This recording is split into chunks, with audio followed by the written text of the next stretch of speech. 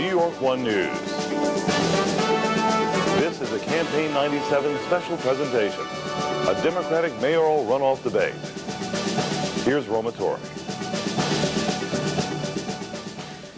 Good evening, everyone, and here we are again. Just about a month ago, 4 candidates for the Democratic nomination for mayor gathered in this very space to debate the issues and ask for your support.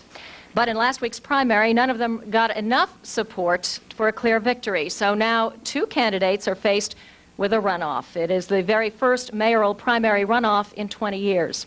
It'll be held a week from tomorrow between the 2 top vote-getters, Ruth Messenger and the Reverend Al Sharpton. This year, for the first time, the city's campaign finance law requires candidates must take part in debates if they hope to receive matching public funds. Now, here to tell you more about that is Father Joseph O'Hare. He is president of the Campaign Finance Board.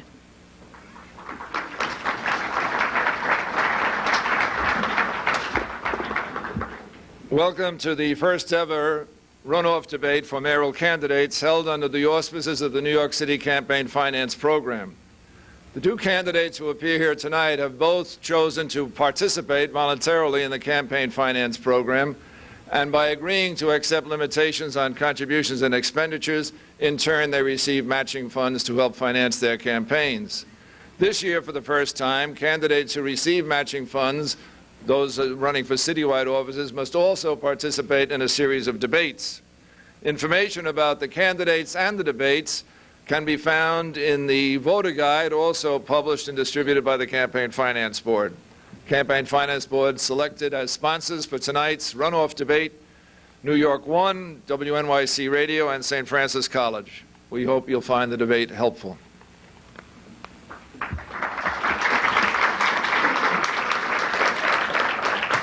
Thank you, Father O'Hare. The candidates will be questioned by a panel of reporters, and they represent the 2 news organizations which, along with St. Francis College, are sponsoring tonight's debate. They are Dominic Carter, Beth Fertig of WNYC Radio, which is also carrying this debate live tonight, and our own Andrew Kurtzman of New York One. But before we get to the questions, each candidate will have a minute and a half for an opening statement, and we hope those of you in the audience will please listen and not react, at least not loudly. The order of opening statement was chosen by the flip of a coin backstage just moments ago, and Reverend Sharpton will speak first. Reverend. Good evening. We sit here tonight with the first runoff in 20 years. But before even going into the issues, and I think this campaign must be about issues, and we've tried to maintain that, I must say that as there are those that are spinning rumors as to possible recounts or whatever, that those that listen to me or that have heard my words with some level of credibility don't give in to cynicism and divide and conquer. Our objective is to defeat Rudy Giuliani. And we're going to defeat Rudy Giuliani, and we're not going to be sidetracked. The one thing that I must say in the last several days is that Ms. Messenger has acted like a Democrat, not a demagogue. And we need to go forward and debate the issues, and the winner go forward with a party united to defeat Rudy Giuliani, and not allow him and others to turn this into a match of polarization rather than a sense of direction on where the city of New York has gone. I take the people that got up and came out and voted for me's vote too seriously, their trust too seriously, to let this degrade to some schoolyard thing of Ruth attack Al, Al attack Ruth. It's about education, unemployment, mass transit, affordable housing. It's not about, Rudy, you dictating a schoolyard fight. It's about us saving a city going into the 21st century. And if you don't get it, we get it, and the voters will get it, which is why you will be beat on November 4th. Time's up. Thank you.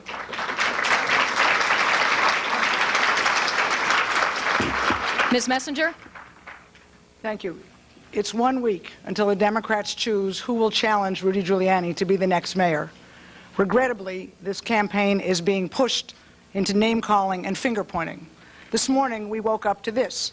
The mayor denounces Reverend Sharpton. Reverend Sharpton responds. The mayor denounces me for not denouncing Reverend Sharpton. Well, I won't play. This city will only move forward if we move forward together. I love this city too much and have devoted too much of my life to its service to watch us go back now. Tonight I ask Reverend Sharpton not to take the bait, to rise above the mayor's attempts to divide. And I ask with him, the mayor, to stop dividing. I am not a divider. My whole life has been about bringing people together to solve common problems, to work for common goals. During this campaign, I will disagree with my opponents about many things, but I will not divide New York for political gain. If this were to cost me the election, then so be it. I've spent 20 years in public life speaking my mind, standing up for what I believe, and fighting for New Yorkers. Tonight, I venture to say I won't be as entertaining or as eloquent as Reverend Sharpton, but I will be serious, because that's who I am.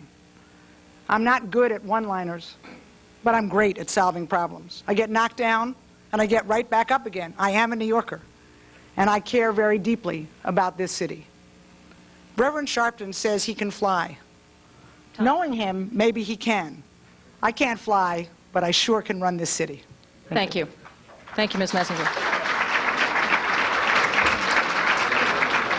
All right, now it's time for questions from our panel.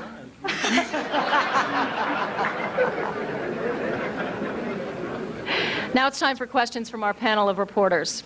The candidate who gets the question will have 1 minute to respond. The other will then have a minute to answer, followed by a 30-second rebuttal statement from the original candidate who answered that question. The first question will be asked by Dominic Carter, and according to our coin toss, it goes to Reverend Sharpton. Dominic. Thank you, Roma. We now know, Reverend Sharpton, tonight's debate could be a moot point. The Board of Elections has announced Ruth Messenger is very close to obtaining the necessary 40%. In other words, to avoid this runoff. Absentee ballots have not been counted yet. The question is, will you support and stand by the Board of Elections recount? And perhaps more importantly here, will you encourage your supporters to stand by it, even if it means supporting Ruth Messenger? Well, it's premature. One, we don't know what the basis of the recount is. We don't know what procedures will be used. I would talk to several key people that have supported me and the people that have worked. But I must say that there's something wrong and unfair with a system that plans a 2-week runoff, yet it takes them almost a week to start counting absentee ballots. It would seem there's something flawed about that would tend towards cynicism, which is why I'm encouraging no cynicism, and let's see what happens. I also think there's something flawed that El Diario is not up here tonight, I might add, since we're talking about fairness. I think that we need to have open dialogues and one set of rules in this city. And that has been what my campaign has been all about, fairness. If the recount is fair, I will support it. I will encourage others to support it. I have not said it's unfair. Again, I heard rumors coming in from the media, and you know I can't go by what the media tells me. Time's up. Thank you. Ms. Messenger, your response? I think it's critically important that we wait until we hear from the Board of Elections. I wish indeed that it didn't take them as long as it is taking them. But whatever the Board of Elections says is what will define where we are. And the goal in this election, my goal, has always been focused on November. We need to move toward November because there is an agenda for the future of this city. And what the voters want to know is how are we going to fix the very real problems in New York so that we will be a stronger city when we enter the 21st century. However the Board of Elections rules, we will look at what they've done, we will consider their findings, and we will try to move forward in the way that clearly is appropriate, legal, and proper. Reverend Sharpton, you have 30 seconds for the last word. I agree with that, and I think that all of us will have to see what the process is. I think already, though, that I would strongly recommend that this process be corrected, that we do not have 2 weeks for a runoff and wait a week to start counting ballots. Clearly, there's something wrong with the timetable if there ends up being nothing wrong with the count. Reverend Sharpton, a quick follow-up, and to be more direct and to the point. If it doesn't go your way, are you prepared to go to court? I don't know. I'm not prepared to answer that at this time. I am prepared to see whether the process is fair, what count comes back, And as I've said from the beginning, I expect to be the winner. If I'm not, I expect to support the winner. So we'll see what happens on the count. I think the first question is, why would we schedule a 2-week runoff and not start counting until a week later? So the last week is in limbo for a few days, and we've got you guys running behind us while we're trying to go out and make sense to voters. All right. Beth Fertig of WNYC Radio, the next question. Ms. Messenger, do you believe your opponent is qualified to be mayor of New York? I think it's very clear that I believe that I have the best qualifications to be mayor. That's why I'm running for mayor. I am the person who has 20 years of experience in city government. I fought for and won all-day kindergarten. I fought for and won campaign finance reform. I fought for and won protection for whistleblowers. All of what I have done has been about taking the things in which I believe, taking the things I care about and the things that I think New Yorkers care about, and moving them into the legislative process in order to produce a result that makes a difference for New Yorkers. I stand by my qualifications. All right. I think the danger that Mr. Giuliani has raised with his qualification question, and I might remind you he is a lawyer, is that when you start changing qualifications, then who determines it? You have the right to say whether you think someone deserves the vote, but there are clear legal qualifications for people to obtain office. And I think for a lawyer and an incumbent mayor to imply that there are legal disqualifying terms is very dangerous. I think also, if you look at my background and his, I understand this city a lot better than Rudy Giuliani. I've dealt with daycare, childcare, budgets. I've worked with the last 3 chancellors, including this one. I've dealt with police brutality. He was basically a prosecutor who was very narrow, never had to deal with city life, probably never saw a municipal budget till he was mayor. So he talks about background as if he's had a vast background. He talks about my finances when his campaign was just hit with illegal donations. Harold Washington went to jail for taxes and ran Chicago. So what is the basis of his Reverend qualification? Sharpton, time's up. Ms. Messenger, the question was the Reverend's qualifications to run for mayor. Could you address the question? He is running for mayor. He's running a strong campaign, which is why we're in a runoff. I have the qualifications that come from experience in government. The Reverend raises an important point, and that is that Rudy Giuliani's qualifications to live under the campaign finance law are currently under serious question. It is wrong for any candidate to violate the rules of the campaign finance system. And it is a problem for all of us in New York that this mayor has apparently accepted and is now having to return $700,000 in illegal contributions. Just a quick follow-up. The question has come up because the mayor has raised it, but also many voters are wondering, do you think Mr. Sharpton, Reverend Sharpton, is qualified to be mayor? And clearly what I'm telling you is I think I am better qualified. He's running, he's qualified to run, I'm better qualified. I have the qualifications to be mayor and to lead this city into the 21st century, and I look forward to the opportunity to do that. All right, next question from Andrew Kurtzman of the Reverend Sharpton. Reverend Sharpton, can you name 3 areas of city policy where you disagree with your opponent? I mean, I run on what I believe. I don't run on what others do not believe. I think that that would be presumptuous of me to state my opponent's position. I can name you 3 policy that I disagree with the incumbent on, but Ms. Messenger's here. She can speak for herself on policy. If you want me to name the 3 areas I disagree with Mr. Giuliani on, I'd be glad to. Just to follow up, why can you name your disagreements with the mayor and not with the woman with whom you are facing in the next election? Because I entered the race to run against Rudy Giuliani, and I had no say-so over who would be in the primary. I'm not running against Ruth Messenger. I'm running for the opportunity to run against Rudy Giuliani, and she's the competition in that. I mean, can you name 3 reasons why I ought to watch your channel rather than another channel? I mean, come on.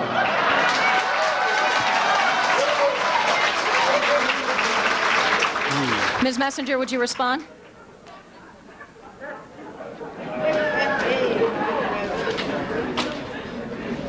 I know of a couple of policy differences that we have. I'm happy to state them. Reverend Sharpton doesn't think that we should push to make the workers in the municipal system more productive, and I do. Reverend Sharpton is in favor of raising taxes. I'm not. I particularly disagree with his proposal to raise taxes on not-for-profit institutions like colleges, universities, and hospitals. We have some policy differences. I have many more policy differences with the incumbent mayor. Reverend Sharpton, you can rebut that. I do disagree with increasing the work week for municipal workers. I do not think it is necessary. I do not think we should balance the budget off workers' backs.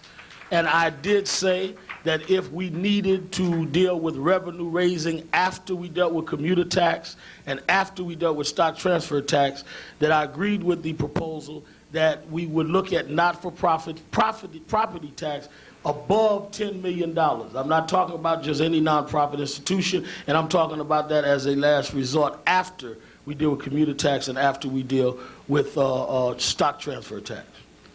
All right. Next question. Dominic Carter has a question for Ruth Messenger.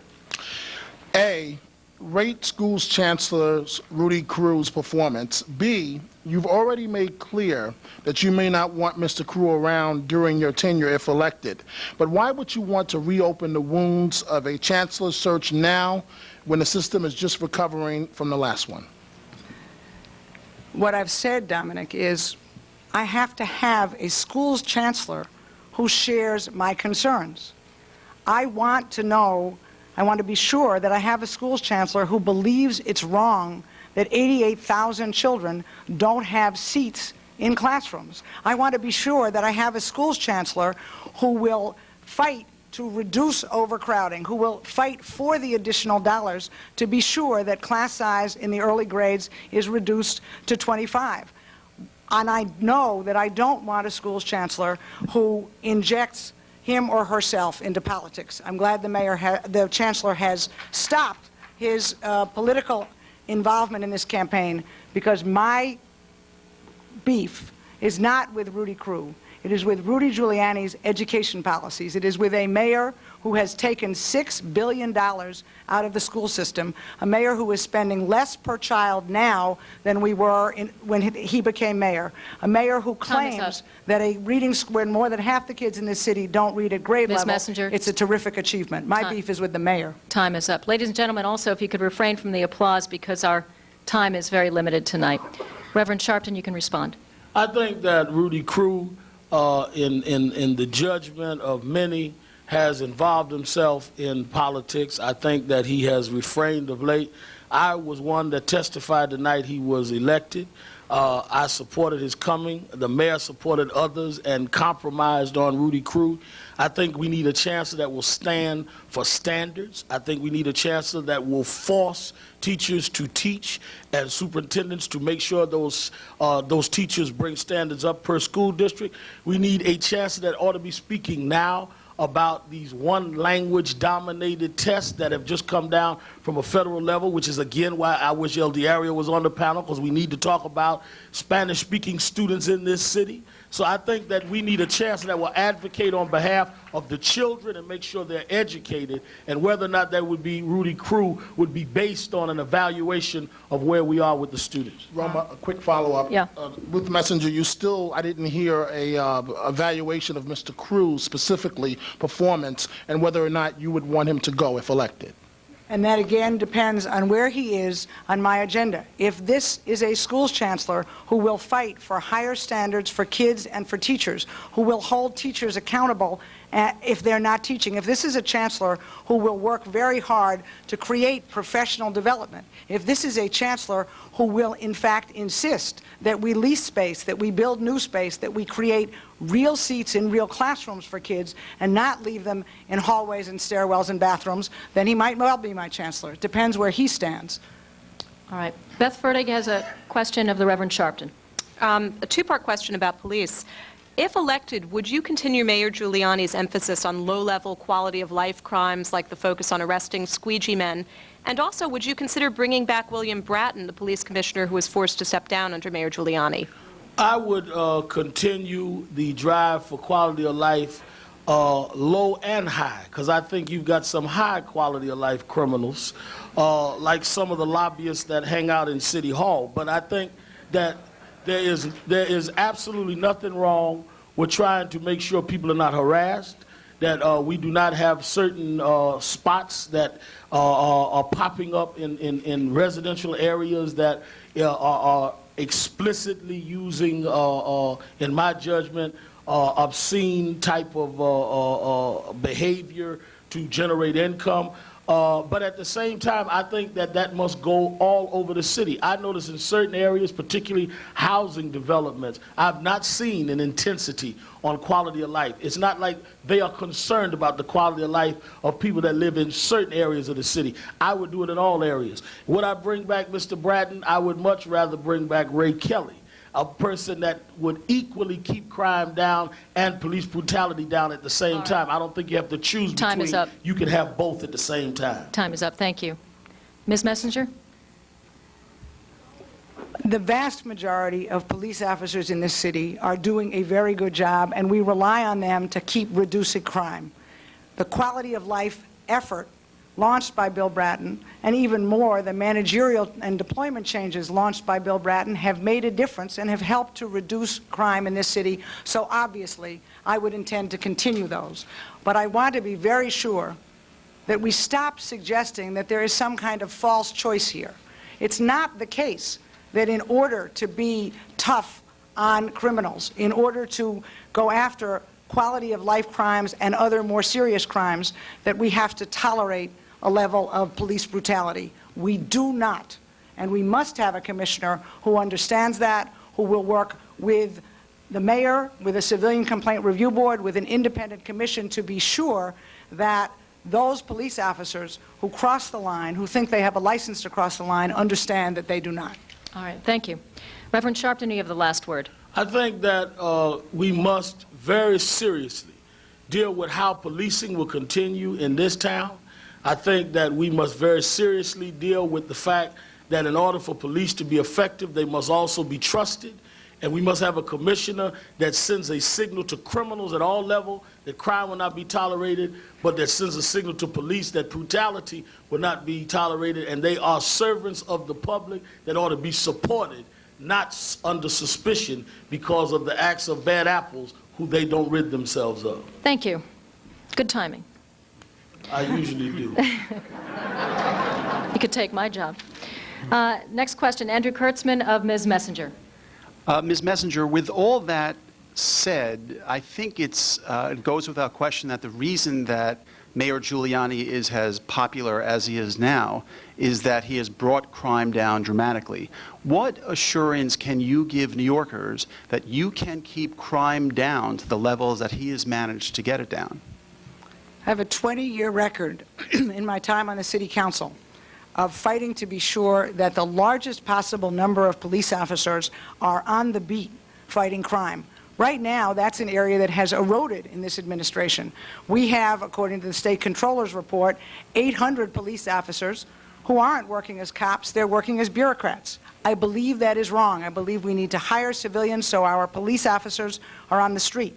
Part of the quality of life effort in this city ought to be sure that people in neighborhoods, people on their subway trains, kids going to school, see police officers where they are. Part of the effort needs to be sure that response time, the time between when you call a police car and when one shows up, doesn't keep going up in neighborhoods of this city as it has in the last several months. But of course, as mayor, it's my intention to keep what works, to fix those things that are broken, and then to ask that the police department pay additional attention to crimes closer to home, school crime, youth crime, and domestic violence. Thank you. Reverend Sharpton, you have a minute. I think that we must be honest. Crime began going down under the Dinkins administration. Mr. Giuliani benefited from crime already headed down and from a national anti-crime wave. I think that a lot of local anti-crime watch groups help with crime. What I would do is reinstitute community policing, safe streets, safe cities, which would not only maintain crime being down, it could bring it further down because the community, the citizens would become partners with the police rather than feel that in some cases they have been disaffected by police behavior. I think we need a spirit of cooperation to keep crime down, which would not only maintain a low crime level, it would bring it further down, and you wouldn't have to hide or play games with data. It could be open for everyone to see, because you wouldn't have to worry about whether or not it looked like you wanted it to look for political reasons. Ms. Messenger, you have the last word. Let me tell you something else that I would want to be sure that my police commissioner did, and that is to take seriously the work and the findings of an independent civilian complaint review board and not fail to act on substantiated case after substantiated case.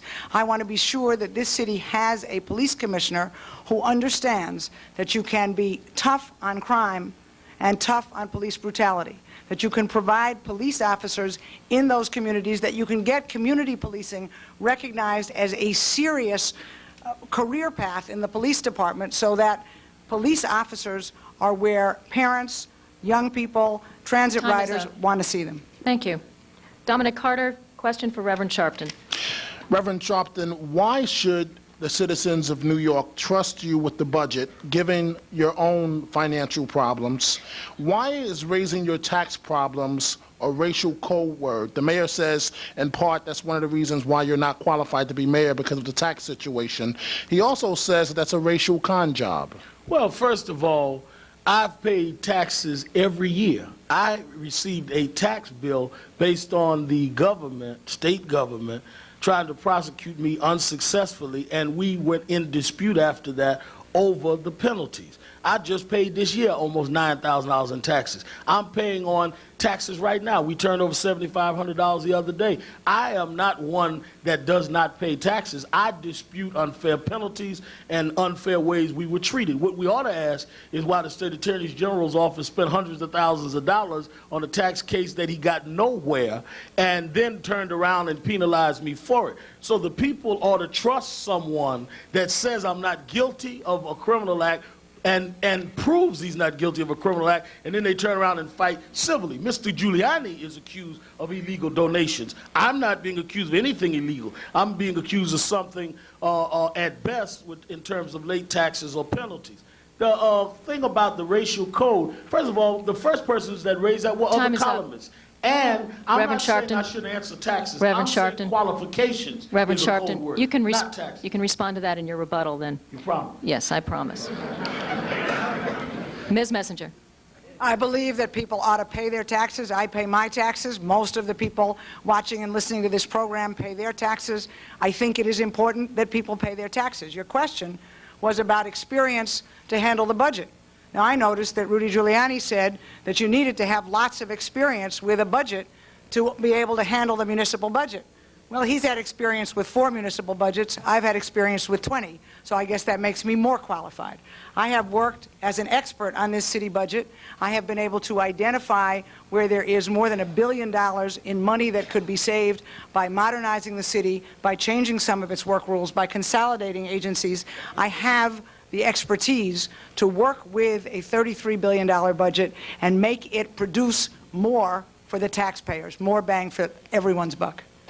Thank you. Again, as I was saying, the code word that I talked about was qualification, not taxes. Taxes is a legitimate question, and I answered it. But when you start talking about someone didn't have a job, first of all, if I don't have a job, then why do I owe tax? If I don't have any income, I don't owe tax. But the second thing is that to act as if working in civil rights and being a minister, you don't have a job, is ridiculous.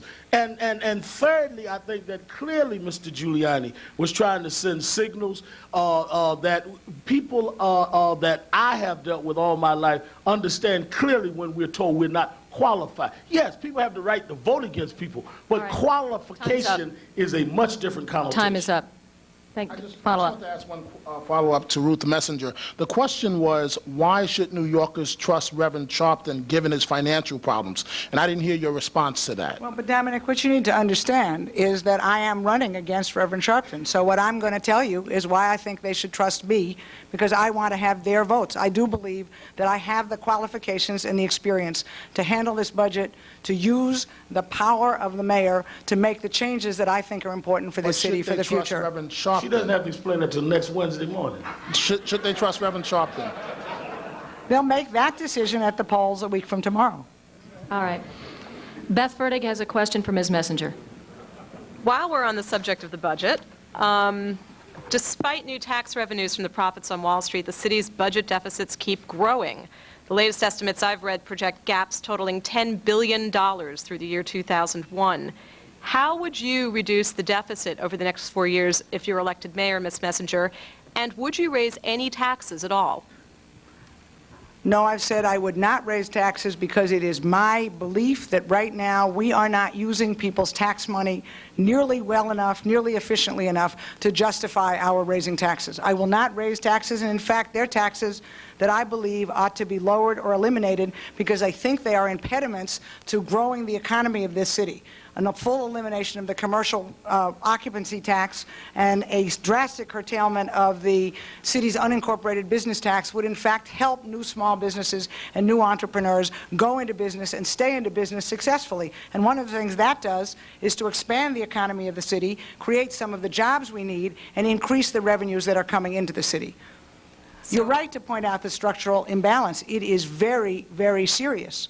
You know, you wouldn't know from listening to this mayor that there is a growing structural gap. He regularly tells the voters he has solved all of the city's budget problems, but in fact he has not, which is why I've laid out where I would identify almost $1 billion in savings. And by the way, it is why... I'm sorry. Okay. Thank you. Beth, did you have a follow-up?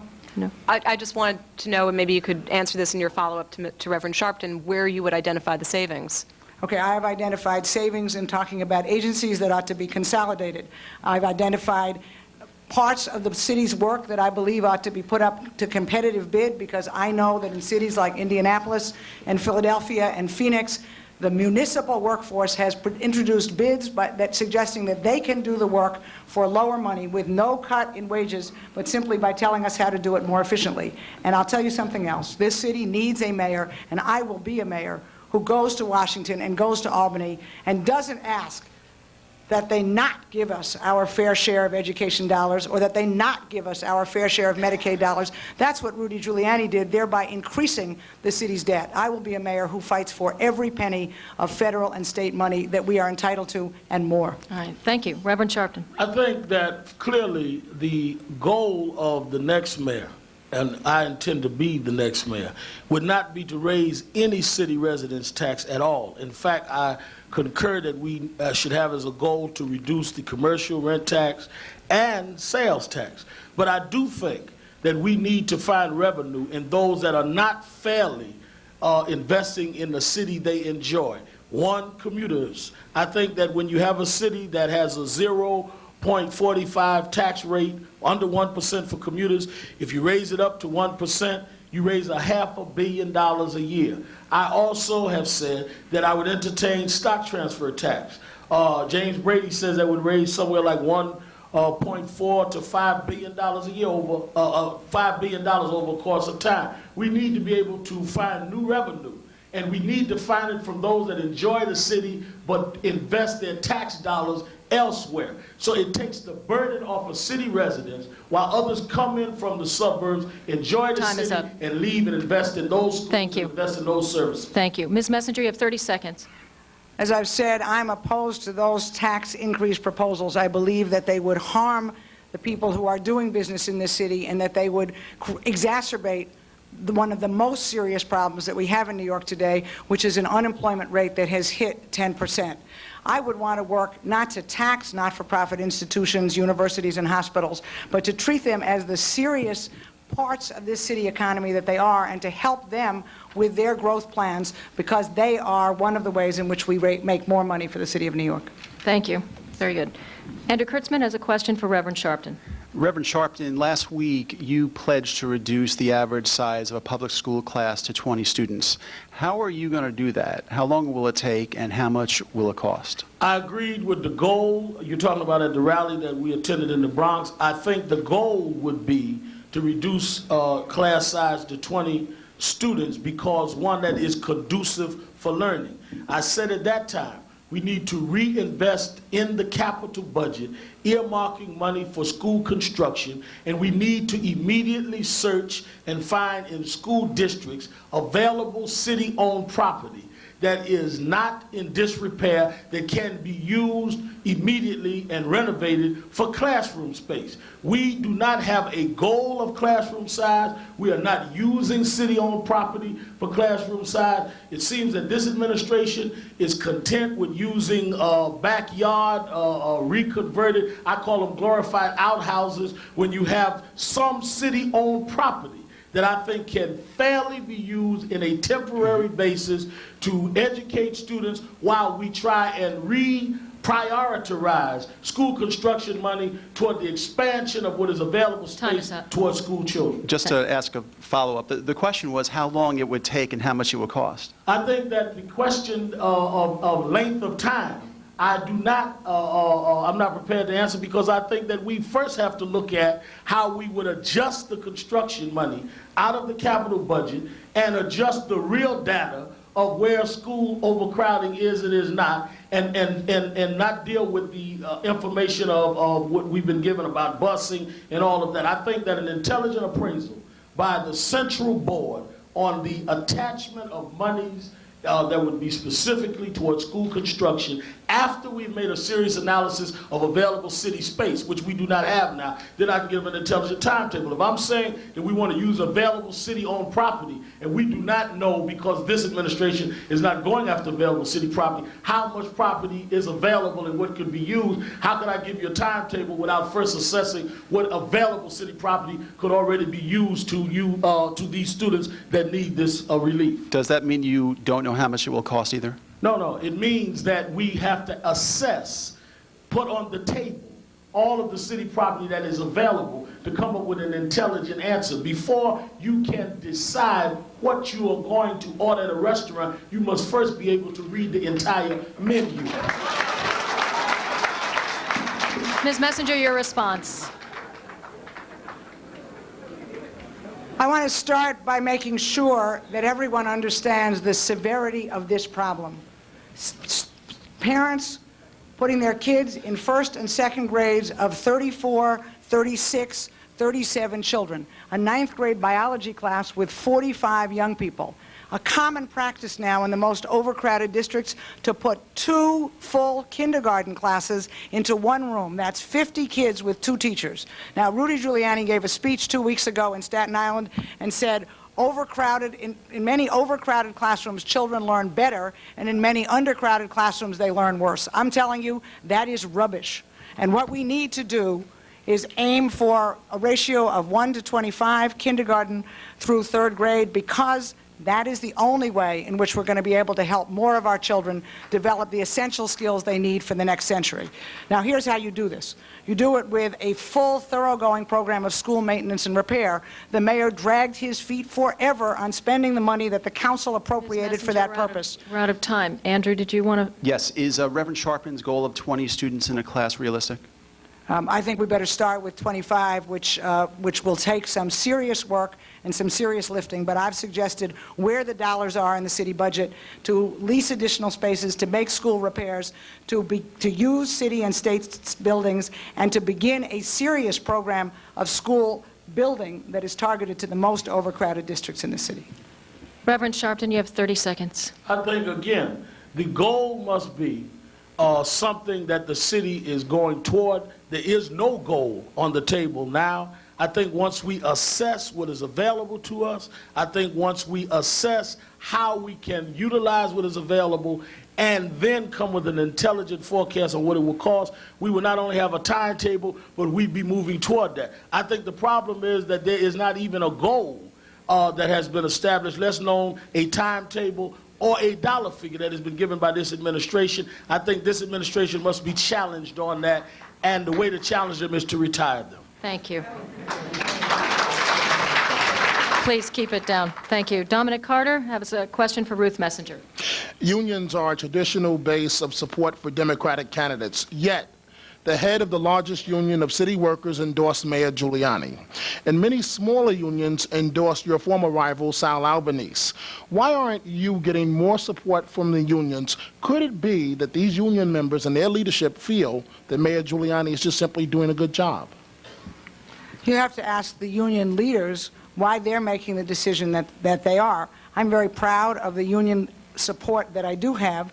But here's what I know, Dominic. I have a 20-year record of standing up with working men and women.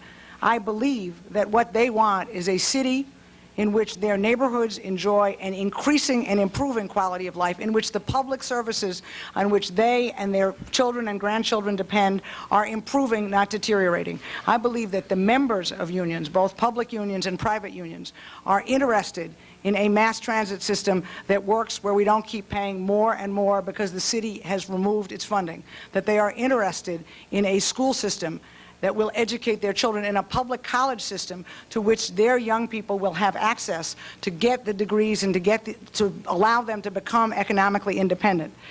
And I think that the members of unions, the working men and women throughout this city, are ready for a mayor who will take them and their families and their neighborhoods and their priorities seriously. Thank you. Reverend Sharpton. I marched today at Elmhurst Hospital with members of DC 37, Local 420.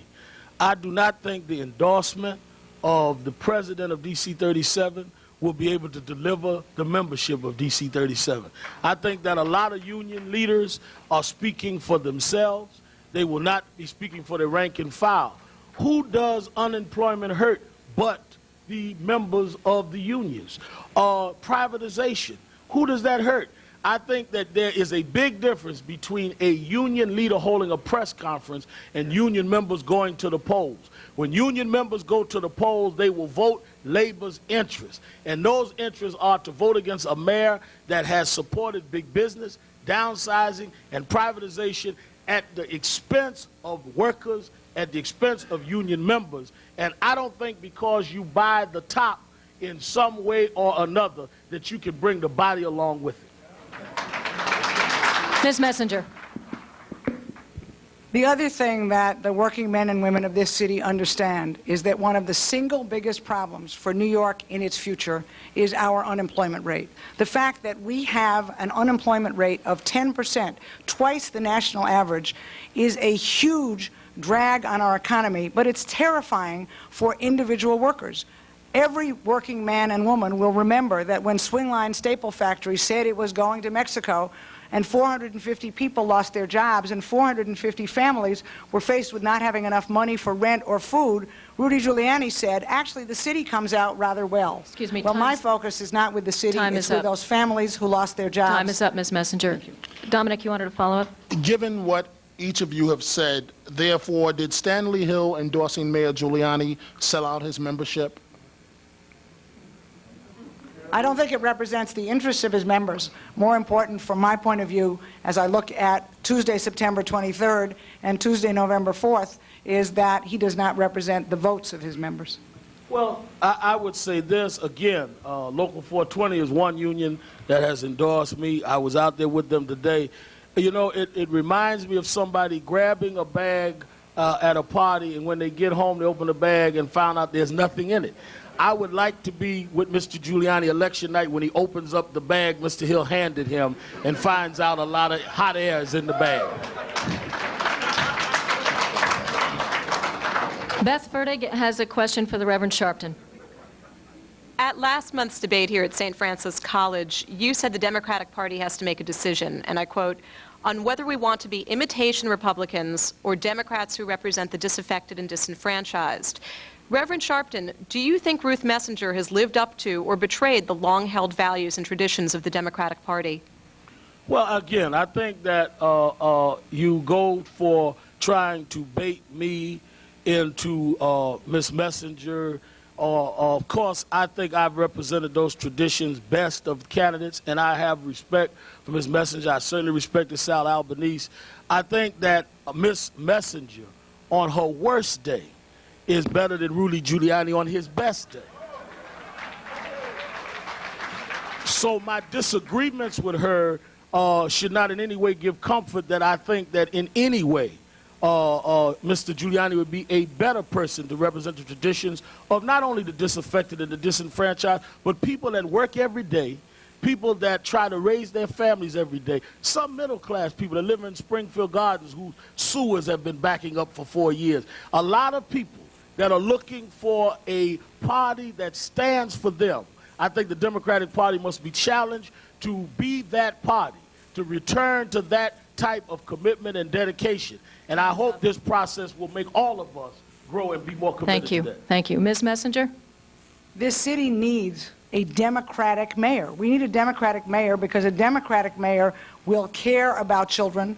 A Democratic mayor believes in using the resources of government to provide quality education, to provide access to health care, to be sure that we have affordable housing and that we are helping to stimulate the development of jobs.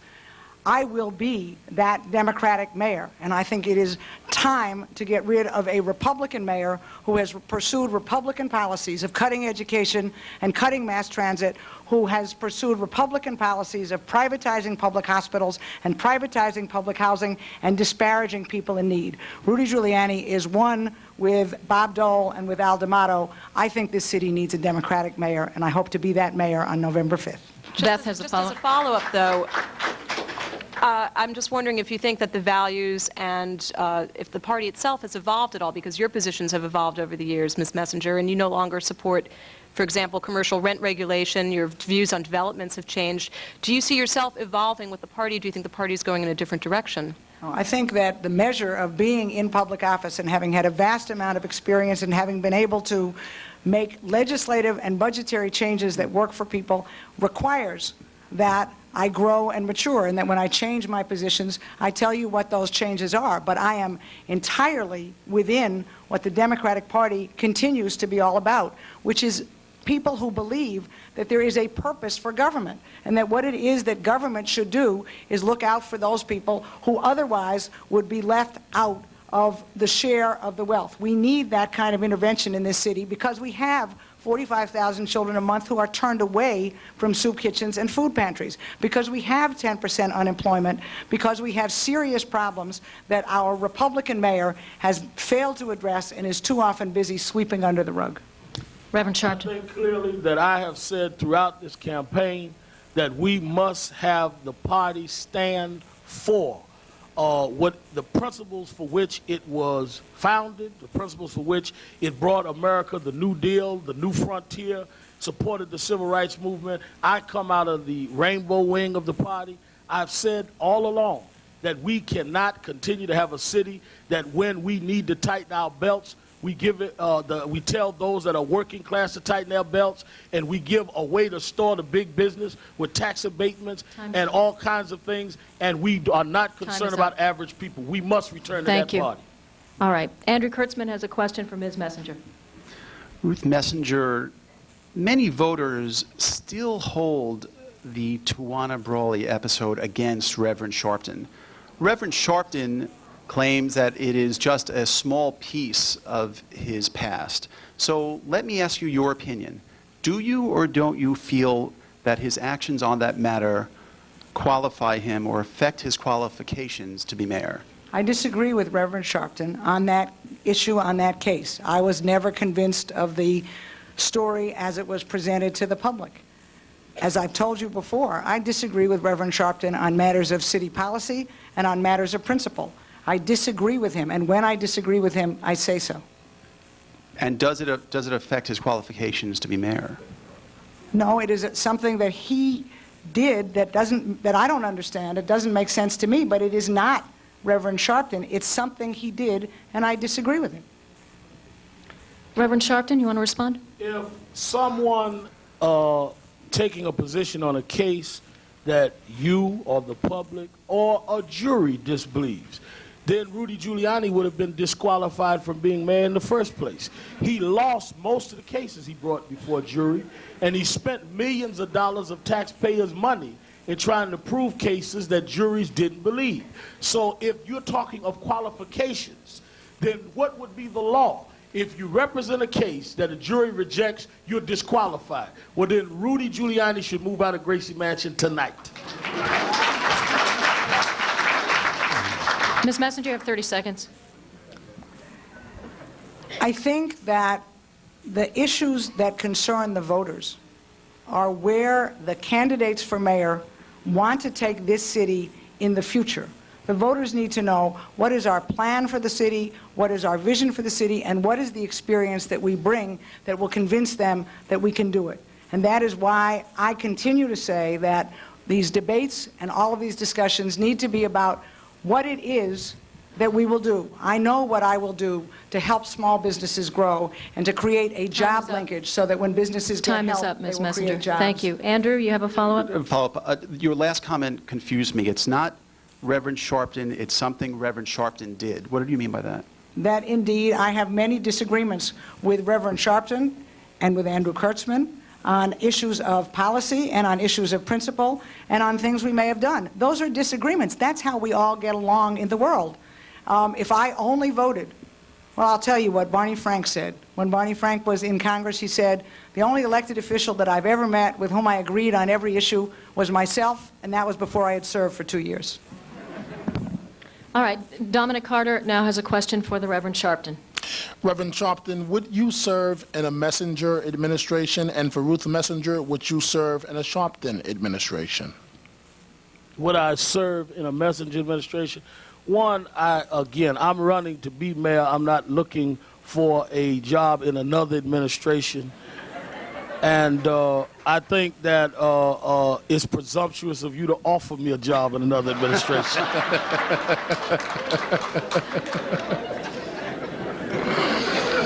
But she can take the rest of my time to answer. But I guess what I'm asking, Reverend Sharpton, is if Ruth Messenger won and she offered you a job, whatever it may be, would you take it? Let me say this. If by chance I did not win this runoff, and I fully expect that I will, and I fully expect that the mayor knows that I will, which is why he has gone so hysterical the last few days.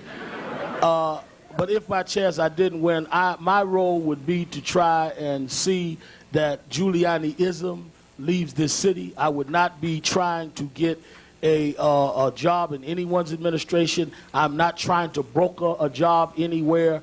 I would be involved at the same level that I am now in trying to mobilize people around getting the unemployment down, getting quality education, dealing with police brutality. I have not asked anyone, and I've been out here in the public for 25 years. I've never applied to be a part of anyone's administration, and I'm not looking to do anything but have an administration for everybody under Mayor Al Sharpton. Thank you. Ms. Messenger, would you serve in a Sharpton administration?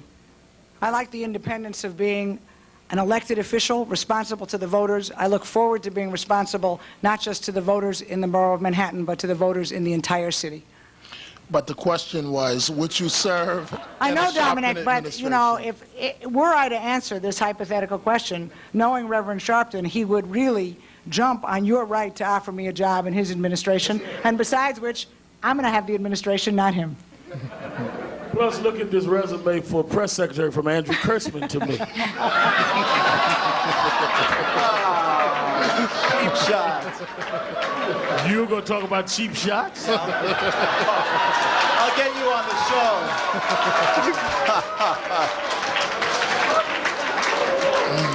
I don't think we want you to have the last word. I did tell you that he was better at one-liners and a better entertainer. I agree. He has winners of the week, so I'll be careful. Not careful enough. Beth, you got to bail him out. Beth Fertig has a question for Ms. Messenger. All right, we're going to change the topic. Ruth Messenger, you've been preparing for this campaign for nearly a decade, and yet we're still waiting to see if you actually won the nomination the first time around. What does this say about your ability to get your message out and to run the city effectively as a mayor? Beth, would I have liked to get a few more votes last week? You bet. There are things that I wish we had done differently. There are things that I wish we had done better. But I think what you need to know about me, and what's most important, is who I am. I am a fighter. When I don't get where I'm going the first time, I come back. And that's what I'm doing tonight. It's what I have done on policy issues over and over again. It's why I have been successful in city government. When I thought we ought to have a tough campaign finance reform law that would keep the power of special interests out of elections, we had to go several rounds. And guess what? I lost some of them. But I knew how to come back, find a new way around, build a new coalition inside the city council, and fight until I won the changes that I thought we needed, the changes that I think create fair elections in this city except, of course, when the mayor breaks the law. But just as a follow-up, the mayor has said that the low voter turnout is a sign that the voters are happy with the way that he's leading the city. So did you not get your message out because of that low voter turnout, or is that a sign of that? You know, there's no question but that I think there should have been many more people coming to the polls. I wish that more of them had come out for me. But I also think it is terribly dangerous any place in this city or in this country when voter turnout is so low. And I think it is appalling when a chief executive and an elected official speaks out 2 days before an election and tells people that he thinks they ought to stay home. Reverend Sharpton. Well, I think, again, I think that there is some cynicism that has been attached to a lot of the analysis of Ms. Messenger's pursuit, and for that matter, mine. You would read the papers and you would think that I have the personal phone numbers of 150,000 to 125,000 voters, and I call them up and say, okay, I'm on the ballot going out there. I mean, if I knew that, I wouldn't be up at subway stops, I wouldn't be running radio ads, I wouldn't be working 18 hours a day. So they tend to try and trivialize and minimize people. And I think that in a climate where we should be encouraging people to participate in the process and use the process, we ought not insult them at whatever numbers they come out. We ought to really congratulate those that exercise the franchise and that care enough about the future of the city. I think that whether one prepares 10 years or 20 years, if one is engaged in public service, then one ought to be commended for trying to put forward what they believe and what they stand for. And I agree with her that no public official should discourage voting. Thank you. Ms. Messenger, you have 30 seconds. I would only say that the voters in this city have a chance to be heard on September 23rd and on November 4th. It's actually important that we make it clear that whether or not you voted on September 9th, if you are a registered Democrat, you're eligible to come out a week from Tuesday. More people ought to come out. It is very important that people exercise their franchise, and I'm doing a lot of work to get my message out, to find my voters, to tell people what the future of this city will be all about under Mayor Messenger, because I want them to come out and support me. Okay, Andrew, here's your chance. You question Reverend Sharpton. Reverend Sharpton, survey after survey shows that the group in New York City which has the biggest problem with you are Jewish voters. Why is that? And what can you offer, what can you say to Jewish voters to convince them to vote for you? Well, first of all, I think that that is a very presumptuous statement. I think that there are surveys that show a lot of things that when it comes down to voting does not reflect itself in voting. I could not have carried Brooklyn by 11% with just black votes. I could not have done what I did in Queens with just black votes. I got double digits in Staten Island. I think there has been a lot of distortions in parts of the Jewish community. But, you know, there were distortions about Dave Dinkins, who fairly fought for Jewish causes. They accused David Dinkins of a pogrom. They accused Jesse Jackson of anti-Semitism. I think there is a problem with some elements of the media that loves to exacerbate the black-Jewish question anytime a black run. And I think what I say to the Jewish community is that we ought not to be baited against one another. We ought to sit down and have real dialogue. Because if it was just Al Sharpton and aspects of the Jewish community, I could take it personal. But it has been a reoccurring problem. And I think that some people must be big enough, some people must be mature enough to say we need to sit down and deal with it rather than keep rubbing the Time's sore. up. Thank you. Ms. Messenger, your response. I disagreed with Reverend Sharpton on some issues that directly involve the Jewish community. When Reverend Sharpton said that Minister Farrakhan was not an anti-Semite, as a Jew, I said that I believed that he was wrong, and I expressed my own feelings. I hope that Reverend Sharpton and I, as we go through this race, will work to bring people together, because that is how we shape the future for this city. And that means building and rebuilding some of the coalitions that are important to moving this city forward. It is a part of my faith and my belief as a Jew that we need to deal with issues of anti-Semitism, that we need to deal with issues of racism, and that The best way for this city to move forward is for all of those people of whatever race and whatever religion who believe that oppression and discrimination are wrong and that justice is the correct course to come together. Okay, Reverend Sharpton, you have the final word. Well, I think that we must play the game, as they say, by one set of rules. I think that people are asked to denounce people, in particularly the black community, that are not asked to denounce people in other communities. I think that there is no reason for me to assume a denouncing posture for people that have no capacity in my campaign, but people that are supporters of other campaigns can say whatever they want, and people say they have the right to say it. I don't think that anyone has the right to tell me to denounce people, and others that represent people are not denounced when they make direct, polarizing statements. I think that clearly that does not lead toward healing. It leads toward further polarization. Thank you, Reverend Sharpton.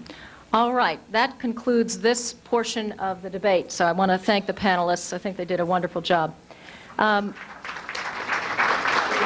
right, let's finish up. For the next 20 minutes or so, we are going to leave the questions and the answers to the two candidates here. They will take turns questioning each other in what we hope will be a more freewheeling exchange, and there is no set time for the questions or the answers. In fact, we expect each to interrupt the other from time to time. In this section, I will switch from moderator to referee. The first question, and that again is according to that coin toss earlier this evening. Reverend Sharpton questions Ms. Messenger. Reverend Sharpton. Okay, let me go down further my list, rather at the top. Since we were talking about division, in 1988, when every Latino official in the state, many blacks and many progressives had endorsed the Rainbow Coalition and Reverend Jesse Jackson, you refused to do so at that time, which many of us felt would have helped bring communities together and strengthen the progressive arm of the Democratic Party. Do you regret not having done that? And if you had the opportunity to correct that, would you? Knowing that year, I endorsed Michael Dukakis early in that election and worked on his behalf.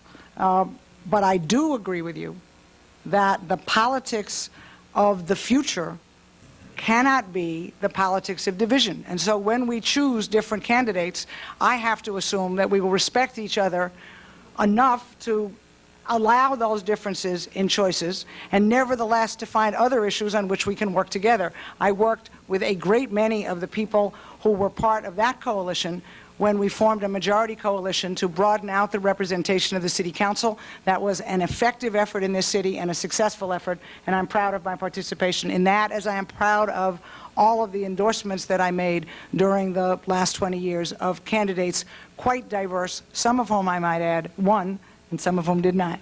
Okay, but back to my question. Would you have done it differently if you could do it again? No, because at that point in that year, the candidate who made the most sense to me as the candidate who was talking about the issues that I thought were important nationally, the candidate that I thought could win and carry the country, was the candidate that I endorsed. He didn't win, though. That's true. Okay. All right. Ms. Messenger, you have a question for the Reverend? Yeah, Reverend Sharpton, I would like to engage you in an issue about campaign finance reform. The Democratic National Committee, as we all know, has recently been criticized for a variety of errors in fundraising, and it has been asked to return about $3 million in contributions. As you know, members of the media and of the Republican Party have gone on the attack against the Democratic National Committee and made much of the fact that they have had to return about 1.5% of the total amount that they collected in the past election. Doesn't it strike you that when the mayor of this city has had to return almost 10% of the money he's collected, because those are illegal contributions under the rules of the Campaign Finance Board, that his party and the media might pay something like the same attention that they have to the National Committee? I think absolutely. I think that clearly Mr. Giuliani has been given almost a pass on this issue with the media. I think that he has not even had to say who was going to pay for these so-called misinterpretations. No one has been fired. No one has been suspended. He just said His campaign was hit with illegal contributions. He said, oh, it's a misinterpretation. Half the people on Rikers Island say it's a misinterpretation.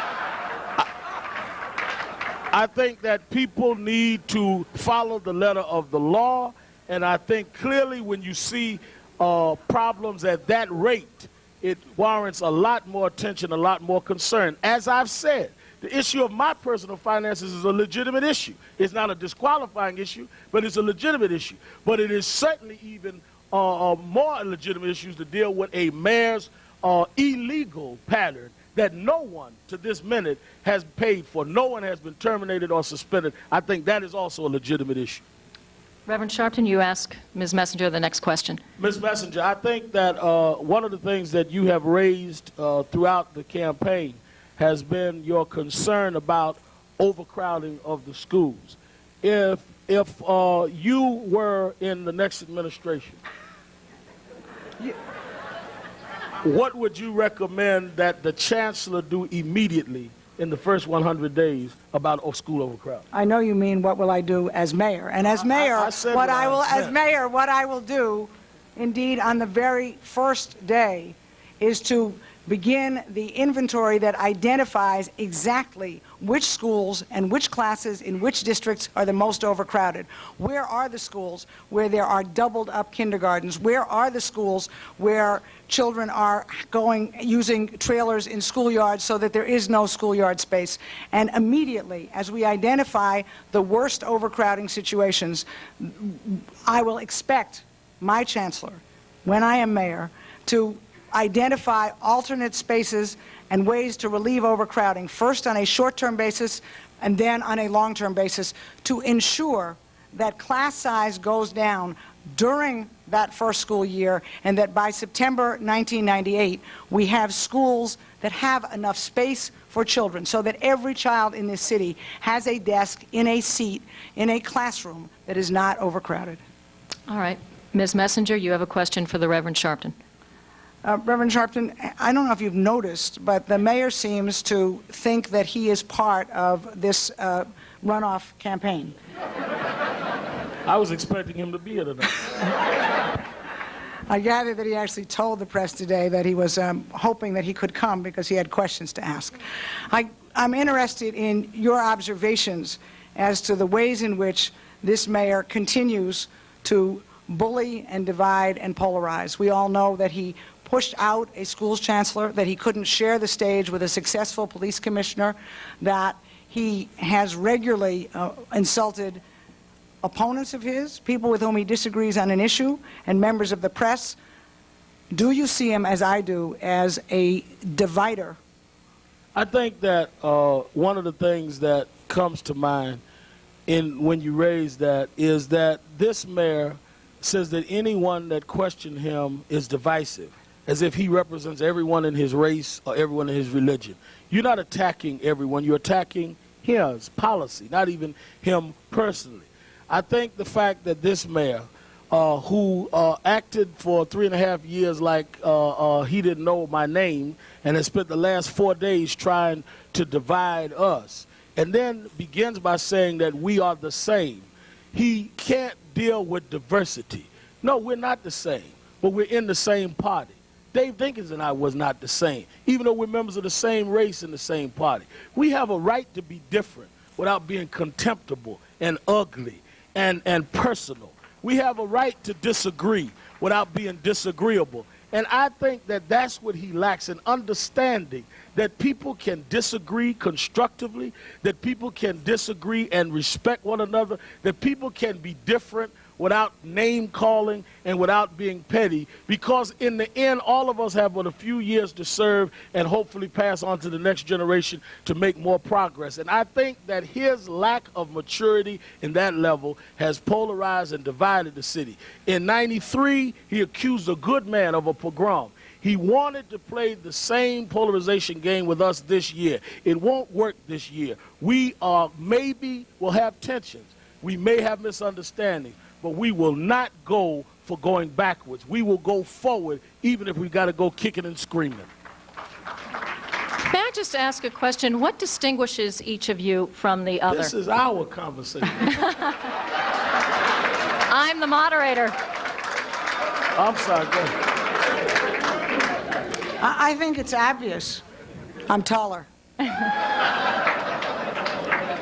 ask because you do sound more alike than different when you're talking here tonight. But so see, I just want to know. I think, again, Ms. Messenger has outlined several areas she disagrees with me. I've outlined areas I've disagreed with her.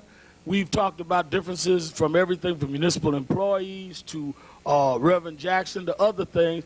I don't care what we do. If she doesn't slap me and I don't swing back, y'all will say we don't disagree because y'all have been taught such bad manners by Mr. Giuliani that you think that unless people act in a mean-spirited way, they don't disagree. We must help raise the city back to where people have intelligent debate and don't have to throw brickbats to make their point. All right. I will just add to that. You know, we differ on matters of policy and on matters of principle. We have identified several of those tonight. I would point out to you that we've identified several of those in the past. On some of the occasions where I have spoken out in disagreement with Reverend Sharpton, the mayor didn't bother to speak out at those times. I don't know what it is the mayor thought about the statements about Minister Farrakhan because he didn't say anything. But now he's absolutely sure that he should get to say something and that he should get to say what it is that I say and when it is that I say it. That is the politics of division, and that is the politics that he's practicing. We will differ with each other. We will differ with each other through the next 8 days. We will differ with each other after that. I am certain we will differ with each other when I am mayor and Reverend Sharpton is advocating for the changes he wants me to make. But we will differ. We will not divide. Well, I think in year 2005, when you're mayor after my 2 terms, that's very possible. Reverend Sharpton, we'll go back to the format. You have a question for Ms. Messenger. Yes, Ms. Messenger, and this mayor has not only not laid out a plan to deal with record unemployment, which is double the national average, he even has had members of his administration say that the unemployment rate is all right. It shows a healthy economy. Do you agree with that? And how can you explain to the public and me what is healthy about a 10% unemployment rate? Well, I could not disagree more with this mayor and the members of his administration. I really think it is offensive when they say that a rising unemployment rate, an unemployment rate that has now hit 10% and is more than twice the national average, is a sign of economic health. To me, it's a sign that 1 in every 10 New Yorkers who wants to work can't find a job. And what is needed to solve the problem of unemployment is a mayor who will acknowledge the problem. I will be a mayor who recognizes that double-digit unemployment twice the national average, unemployment higher than in 19 other large cities in this country, is a serious drag anchor on the future of this city. And it is why I will make the tax cuts that I talked about before. It is why I will target the assistance of this city to small businesses and to new entrepreneurs. It is why I will promote easier access to credit. And it is why whenever any business does any kind of business with the city, I will expect that business to hire locally and to help us provide the training and the skill development opportunities that the people in this city need in order to hold jobs in the 21st century. All right, it's your turn to ask a question of the Reverend Sharpton. Reverend Sharpton, one of the reasons why there is no serious attention to unemployment, or I might add to economic development in the Giuliani administration, is that the Economic Development Corporation has become a nesting place for patronage employees, for campaign workers, for friends and relatives of lobbyists in this administration. I wonder whether you have thought out what steps you would take to change lobbying rules so that insiders and lobbyists do not have the kind of special access to getting the deals they want that they have had in this administration. I think that one of the most contemptible parts of this administration has been that Mr. Giuliani has operated and allowed his administration to operate in ways that lobbyists have been abusive. I think Freddie Ferrer, who was once in this race, said it best when he said that the prosecutor Giuliani would not have stood for the mayor Giuliani. What he didn't say is that he probably would have lost that case too. But I think that clearly the recommendations made by Mr. Albanese, I must give credit where they are due, are the ones that I would institute as mayor that would limit their access, that would certainly take away the political insider ability of an administration to reward their friends or reward their supporters. I think the Albanese recommendations were right on point, and I would give him credit for that and the general campaign reform ideas that he championed so nobly throughout this political season. Are you satisfied with that? That's a good answer. Okay. Reverend Sharpton, you have a question for Ms. Messenger. I think that one of the critical issues that faced the Democratic Party has been the issue of diversity. And I think that one of the things that we have raised throughout the campaign has been ways of trying to not establish quotas, but to make sure that everyone is part of the process and that we have a city administration that more reflects the city. I note that you endorsed Virginia Fields. I don't think you did it because of that reason, but I think that her success is a win for the party.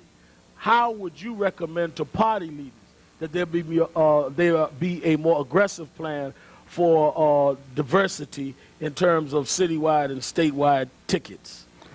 I think that you do that by recognizing the importance of having the people who hold office reflect the diversity of the city. This city, in my judgment, is strong because it is so incredibly diverse. The diversity of this city is very demanding. I know you understand that. There are very often tensions between groups. There are groups that are not adequately represented in the political life of this city, sometimes not even in leadership in their own communities. There are lots of opportunities to give different communities a voice, to recognize their leaders, to appoint people, for example, to boards, to community boards. One of the things that I have done in Manhattan is to take very seriously the charter mandate, which I believe Virginia Fields will take very seriously as well, that the membership on community boards ought to reflect the diversity of the community, of the neighborhood, because when that happens, then each of the different communities in this incredibly diverse city gets its leaders recognized at the lowest level, and those then become the individuals that ought to have the opportunities to run for office, that ought to be supported in their runs for office, so that the city continues to reflect all of the people who live here, and to be sure that they have, each group, a way to have its voice heard. Ms. Messenger, you have the next question from Reverend Sharpton. Reverend Sharpton, we have a very serious crisis in affordable housing in this city, and particularly a crisis in public housing. This mayor tried very, very hard to privatize public housing and to require that tenants in public housing not be able to continue to live in their own homes. I wonder what you would do to address this drive to privatize public housing, and how you would address the future of public housing in New York City in the face of some shrinking federal dollars. I toured public housing early in this campaign and joined other candidates in fighting the attempt by some at a federal level that was originally supported by this administration to privatize public housing, to turn public housing units into units that would be based on who could pay the most, which would really push out those tenants in public housing. I would absolutely, as mayor, stop any effort for the city to privatize or support federal efforts toward privatization. I also think we need a city that is committed toward working with those partnerships that have been successful in creating new homes, affordable homes, and affordable housing. I preached yesterday at the St. Paul's Community Baptist Church, Reverend Johnny Ray Youngblood, who has been part of the Nehemiah plan that has proven successful in that area. People like that ought to be a part of the city's focus and the city's dream toward expanding what not-for-profit groups has done as partnership toward protecting public housing units and public housing residents, rather than trying to force them out and force them from public housing and make public housing some place for people that can pay more, and putting a 3-year limit was the legislation on those that live in public housing now. At a time that we still have not solved the homeless problem, you're going to risk increasing it by forcing people out of public housing. I think it is an inhumane way for the city to deal, and I absolutely would turn that around as mayor. And would you support proposals which I have supported to fight in Washington for a larger share of low-income tax credits and to fight in Albany to create a low-income housing tax credit for New York so that more projects like Nehemiah could in fact be developed? I think that's the only and quickest way to do it, both from a Washington level and an Albany level. Congressman Jose Serrano and I have talked about that, and I think that we need to go and have serious discussions with the incumbent president and that administration while they're still there, because we should have more friends in Washington than we've had in Albany lately. All right. Reverend Sharpton, you have the next question for Ms. Messenger. Yes, Ms. Messenger, in terms of the economic development question that you raised, one of the things that has concerned me has been the fact that mega stores and national chains have been brought into some areas that have hurt the local indigenous businesses. I was at a rally about 2 weeks ago in Bensonhurst with mostly Jewish and Korean merchants that are concerned about a shop right there. We've had the same problem in other parts of the city for differing reasons. What would you see as the proper city policy to deal with bringing in stores, but at the same time having a balance that protects local businesses and protects local entrepreneurs? My borough president office did the basic study on retail business in New York, and what we discovered is that indeed New Yorkers want more mega stores or superstores, and that right now there's probably between $2 and $4 billion of shopper money going to be spent in the suburbs. But at the same time, our survey showed that even more New Yorkers are concerned that their local commercial strips stay strong, that they be able to shop in their own neighborhoods. So the policy that I advocated against this administration was the one that the City Council is now trying to pursue, and that is that we would go community board by community board and identify those areas where it makes sense to have a superstore, because the superstore will not dry up the local businesses, which is a lose-lose situation, because the superstore will not create intolerable congestion and new traffic problems for the neighborhood. As we identify those areas, then what I will do as mayor is invite in superstores and indicate to them that I expect them to work with their local communities. An example of a successful superstore enterprise is the one that is being pursued by the Abyssinian Development Corporation in East Harlem, where we have broken ground for a Pathmark, where I did the negotiations with Pathmark that got them to agree that 75% of the jobs in that store would go to people from the local community board area, and that additional food purchases would be available for people in that neighborhood who are now doing much of their shopping outside the area. All right, we only have a few minutes left, so Ms. Messenger, you ask the final question of the Reverend Sharpton. Reverend Sharpton, you have indicated in some of the op-ed pieces that you have written that you do in fact intend to demand increases in productivity in your negotiations with municipal unions.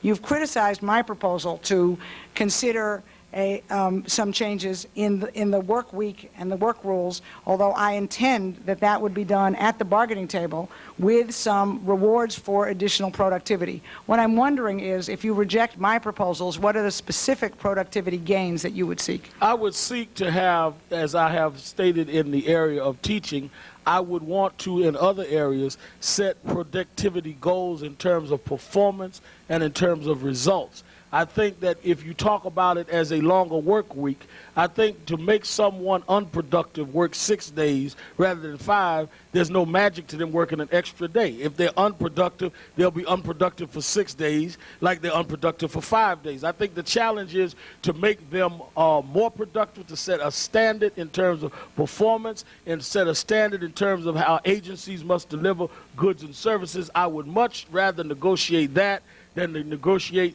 working a longer work week, when in some cases could be a burden to people that have families and that have other responsibilities. I would just say in response to that, I consider most of the municipal workforce to be productive. I think what they need is an opportunity to develop their skills, to be given some additional reward when they show ways of expanding their initiative, of saving money for the city, and of getting more done. And those are issues for me that ought to be discussed and resolved at the bargaining table, because indeed nobody is going to do more work for no more money.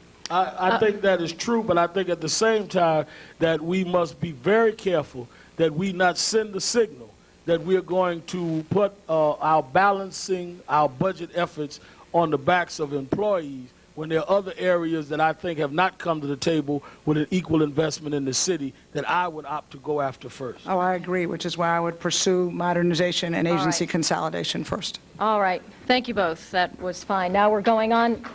We're going to the closing statements. I must say you were very easy on each other. All right. Moving on. Hang around for the Giuliani-Sharpton debate. All that remains now are the closing statements from the candidates. And again, the order was chosen by the coin toss earlier this evening. And so we begin with Ms. Messenger. Next Tuesday, Democrats will shape the future of our party and our city. It's an important choice. I believe I am the candidate with the best ideas, the greatest experience in and with city government, and an unshakable commitment to lead this city united into the next century. Tonight, I've expressed many of my areas of disagreement on policy and on principle with Reverend Sharpton. I don't like some of what he's done in the past, and I don't like some of what he said. When I've disagreed with Reverend Sharpton, I've said so clearly, but I won't hate him or denounce him. When I've disagreed with Mayor Giuliani, I've said so clearly, but I won't hate him or pursue his politics of division. I am not in the hate business. I am in the problem-solving business. I will be a mayor who solves problems instead of pointing fingers, a mayor who knows who she is, where she stands, and where she wants to take this city. And this election, indeed, is not about what we look like now or next Tuesday. It's about what the city will look like in the year 2000. Will our kids, all our kids, read at grade level? Will we have enough teachers and enough seats in real classrooms? Will we have more cops on the beat? Will we finally tackle the problem of violence in our homes? Will we eliminate weapons from our schools? Will our unemployment rate be less than the national average? Will our police keep driving our crime rate down without brutalizing our citizens? Will no child in New York be turned away from a food pantry?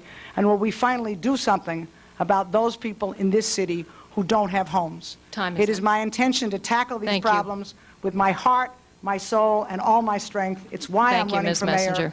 Join me, and together we will solve them. Thank you. Reverend Sharpton, your closing statement. We must be heard on September 23rd. We must deal with record unemployment. We must deal with the fact that 53% of students between the 3rd and 8th grade can't pass a reading test. We must deal with the fact that we must continue to bring crime down, but we must also deal with the systemic problem of police brutality. I have said from the beginning of this race that these were matters of deep concern. As we now come down to the end of the primary, they have become very paramount issues, issues that have been ignored by the incumbent until they became such crises that he could ignore them no longer. I showed on last Tuesday's primary with no money, no commercials, no media consultants, that we could inspire and excite people to retire this administration. I think that I'm the candidate that can build the movement, because only a movement will defeat Rudy Giuliani. We must do it, though, by accepting our differences and agreeing on principles. I've said that I can fly, but you need more than one wing to fly. We need to get all the feathers and wings of the party together so we can fly right from our debates into City Hall to take care of the people of the city of New York. Ms. Messenger and I have serious disagreements. We've stated them. We've said them, not just in this race, but before. But guess what, Rudy? We represent New York. She is a Jewish mother that has had to fight anti-Semitism and gender. I'm a black man. Reverend Sharpton. This is the real New York, Rudy, the one you ignored. Thank you. Now we will not ignore you. Thank you. Please keep it down. We're out of time. That does end tonight's debate between Ruth Messenger and the Reverend Al Sharpton. I want to thank you all. These two candidates will be required by campaign finance law to debate one more time before the Democratic primary runoff, if there is a runoff, and that debate would be this coming Sunday. Thank you all, and good night.